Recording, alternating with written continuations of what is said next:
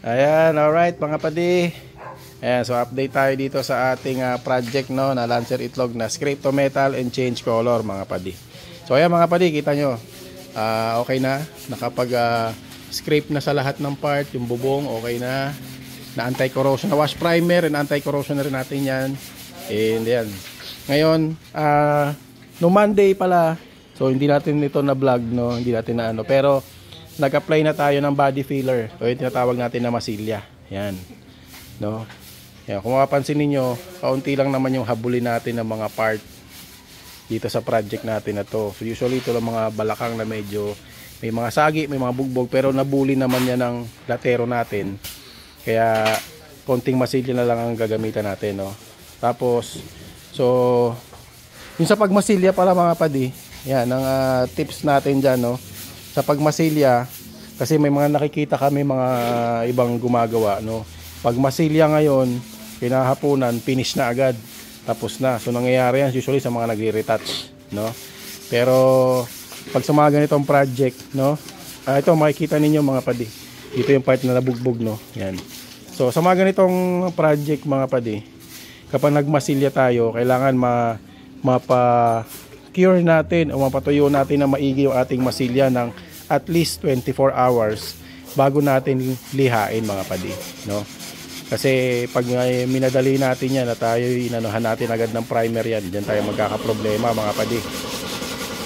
Yan. So ngayon, papansin niyo mga padi, ito yung part na may history ng bangga, no? So dito lang tayo magkakaroon ng medyo maanong masilya, pero ano naman natin yan, nabuli naman yan.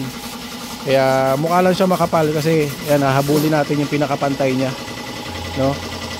Kaya pero dun sa ibang part, yan, ito hinahabulan pa natin yung ibang part masilya, hindi lilihain pa yan mga padi. Yan. So habulan natin yan yung pinakamanipis na masilya lang na kailangan natin, no? Kasi ito yung trunk din ni Bossing. Yan, na masilya na rin yan. So, pero kasi siya dito isang part na may guhit, medyo malalim, hindi natin masungkit, no? Kasi double wall kasi itong ilalim ng trunk natin, no? Double wall, so hindi natin masungkit. Kaya habulan natin ng na lang, konting masilya na lang. Kaya ito pinapatuyo-tuyo pa natin yung masilya na ito bago lihain, para pag niliha, maganda siyang lihain, no? Hindi maganit, tsaka tuyong-tuyo yung masilya.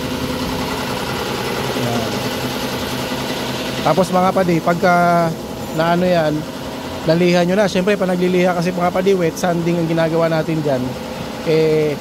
Bago natin patungan ng primer yan, kailangan tuyong-tuyo. Papatuyo natin yung masilya ng at least, yun nga, 24 hours pa din. Kasi sa tingin natin, tuyo na yung ibabaw nyan. Kagaya nito, mukhang tuyo yung ibabaw. Pero sa ilalim yan, masa-masa pa yan. So may moisture pa yan, no? So hindi natin pwede yan, basta patungan lang ng primer, no? Yan. So itong mga part na to, may mga na-expose pa ulit ng mga bakal, bubugahan pa ulit natin yan mga padi, bago natin yan primeran. Yan. So ito muna update natin dito mga padi.